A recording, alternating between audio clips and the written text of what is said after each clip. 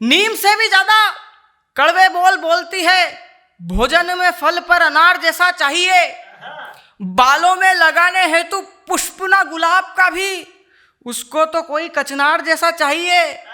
और मार्च के महीने में है ओवर टाइम का बोझ, किंतु अवकाश रविवार जैसा चाहिए। और बार बार करे वार दिखे ललिता पवार, किंतु पति अक्षय कुमार जैसा चाहिए। आओ कलम कैफे में।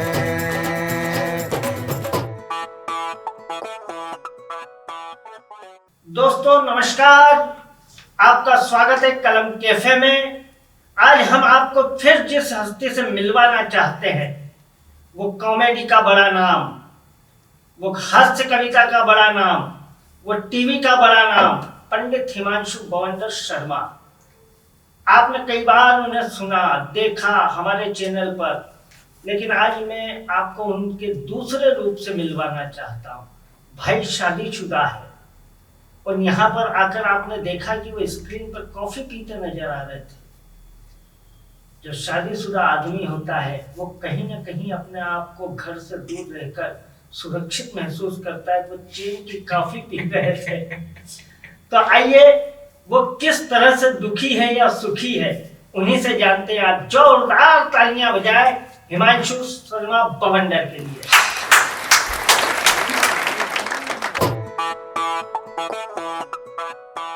बहुत सारी तारीफ करी भाई साहब ने, शादीशुदा शादीशुदा शादीशुदा। तो जो पीड़ा मैं 5 साल से भोग रहा हूं, वो भाई साहब पिछले 15 साल से भोग रहे हैं। 5 साल की पीड़ा ये है कि मैं कॉफी पी के ही अपना काम चला रहा हूं, इनको दारू पीनी पड़ती है। तो मित्रों, स्वागत करता हूं आपका मैं कलम कैफे में। और आज बात करेंगे ऐसे वैश्विक विषय पे जिससे हर कोई दुखी है, शादी। शादी ये एक ऐसा शब्द है जिसे सुनकर कुंवारे वाइब्रेट मोड पे और शादीशुदा आदमी साइलेंट मोड पे एक्टिवेट हो जाते हैं। अतुल भाई साहब, मेरा यह मानना है कि शादी एक ऐसा मसला है जो बाबा आदम के जमाने से चला आ रहा है। जिनकी हो गई वो भुगत रहे हैं, जिनकी होगी इंशाअल्लाह भुगतेंगे। अतुल भैया, मेरे शादी के 5 महीने बाद मेरे ससुर का फोन आया। उन्होंने मुझसे पूछा, और हिमांशु जी क्या कर रहे हो? मैंने कहा सहन। उधर से मेरे ससुर जी की आवाज रुआसी हो गई। बोले बेटा मेरे बारे में सोच, मैं तो इसकी भी मां के साथ निभा रहा हूं।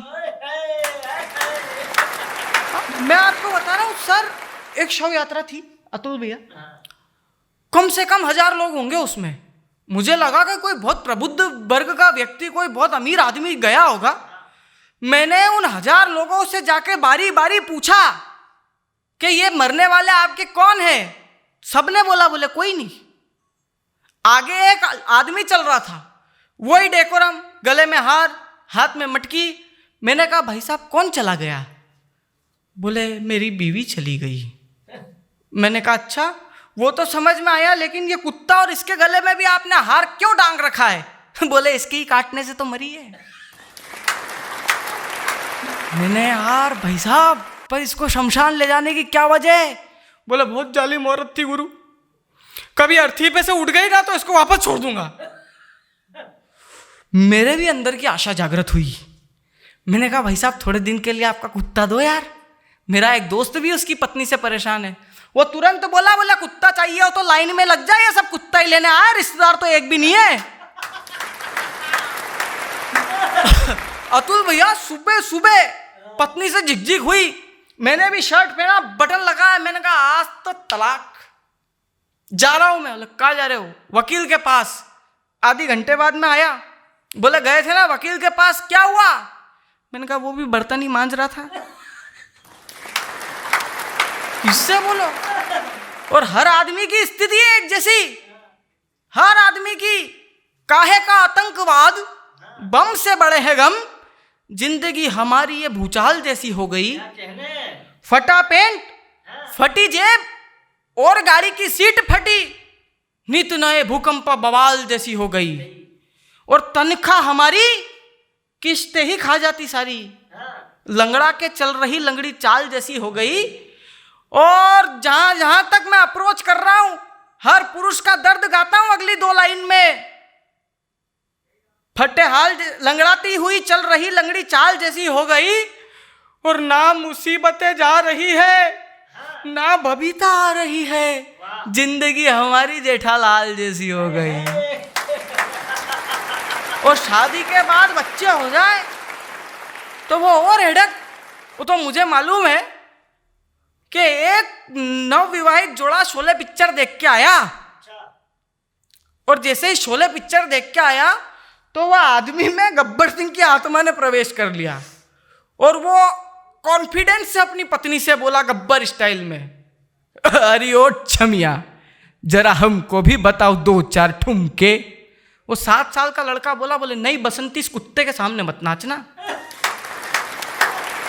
हर शादीशुदा की स्थिति कैसी होती है सुनिए आप, कि कोई आलू, कोई भलू, कोई दिखता रतालू, कोई जोरू का पल्लू बन बैठा है, कोई भोंदू, कोई भोला, शोषित कभी ना बोला, कोई लाला बन कोई लल्लू बन बैठा है। और नारी तो है प्यारी, लक्ष्मी सी अवतारी, नर उसका वाहन उल्लू बन बैठा है, बिगड़ी बिगड़ी चाल और उस पे गवाए बाल, पुरुष बाबा जी का ठुल्लू बन बैठा है। ये स्थिति है। आप कहीं भी चले जाओ, आप किसी औरत के गले में मंगलसूत्र लटका हुआ देख लो, यहां तक तो समझ जाओ कि ये शादीशुदा है। और किसी पुरुष का ही चेहरा यहां तक लटकता हुआ देख लो,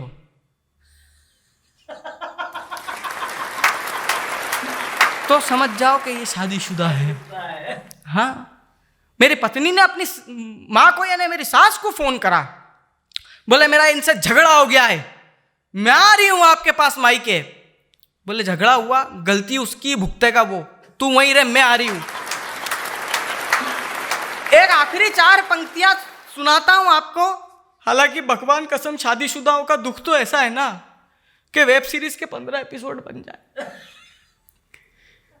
पर अपन जो है समय की मर्यादा को ध्यान में रखते हैं। स्थिति बहुत खराब भाई साहब, बहुत लोग, ये पत्नियां चिल्लाती है, बोले शादीशुदा आदमी पैसा ज्यादा खर्च करता है क्या? खाक पैसा ज्यादा खर्च करता है। हम तो कभी डॉक्टर के पास भी नहीं जाते हैं, पैसा इतना बचाते हैं। अगर ब्लड प्रेशर लो है, हाई करना हो तो साले से बात कर लेते हैं। अच्छा, हाई है, लो करना हो साली से बात कर लेते हैं।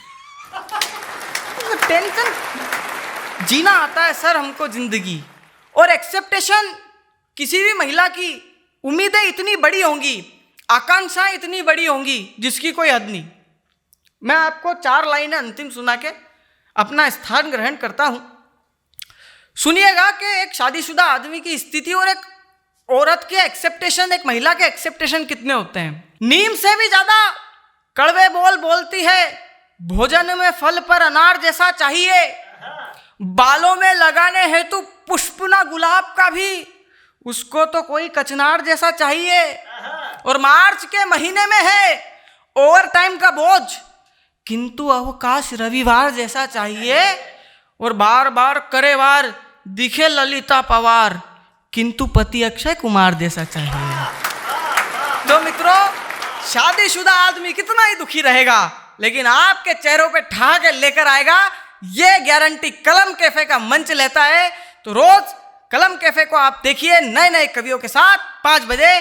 मुझे इजाजत दीजिए, बहुत बहुत धन्यवाद। बहुत बहुत धन्यवाद पंडित हिमांशु भवंडर शर्मा। तो दोस्तों, आप तक हंसी पहुंचाई हिमांशु भवंडर ने। अगर आपके मन तक उनकी बात पहुंची हो तो कमेंट करके जरूर बताइएगा।